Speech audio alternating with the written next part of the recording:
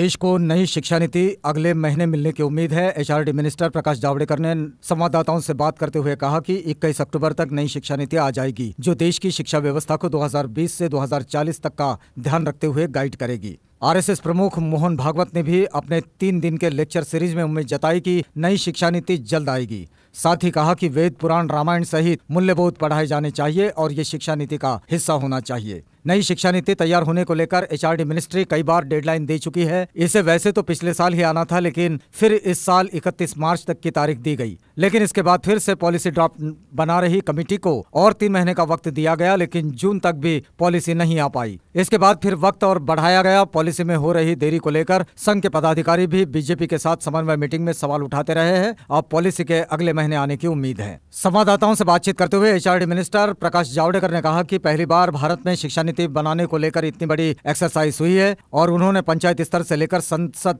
तक हर स्तर पर शिक्षा नीति के लिए सुझाव लिए हैं। उन्होंने कहा कि इसका ड्राफ्ट तैयार हो गया है और 21 अक्टूबर तक ये सामने आ जाएगा। आरएसएस की तरफ से भी शिक्षा नीति को लेकर सुझाव दिए गए थे। आरएसएस को उम्मीद है कि उन सुझावों को शिक्षा नीति में जगह मिलेगी। आरएसएस प्रमुख मोहन भागवत ने कहा कि आधुनिक शिक्षा प्रणाली में जो लेने लायक है वो लेते हुए अपनी परंपरा से जो लेना है वो लेकर एक नई शिक्षा नीति बनानी चाहिए। नई शिक्षा नीति आने वाली है, वो आशा करते हैं कि उसमें ये सब बातें होगी। भागवत ने इस पर जोर दिया कि नई शिक्षा नीति ऐसी हो जिससे शिक्षा में अपने देश का विचार धन मिले। उन्होंने कहा कि चारों वेद, पुराण, उपनिषद, रामायण, गीता, दर्शन, जैन धर्म की शिक्षा, त्रिपिटक, बौद्ध धर्म ग्रंथ, गुरु ग्रंथ साहिब यानी कि सिखों का धर्म ग्रंथ संतवाणी, ये शिक्षा में भारत के लोगों को मिलना ही चाहिए। संघ प्रमुख ने कहा कि और भी संप्रदाय है जो बाहर से आए हैं, उनकी अच्छी खासी संख्या है, उसमें से भी जो मूल्यबोध है वह सीखना चाहिए और सिखाना भी चाहिए।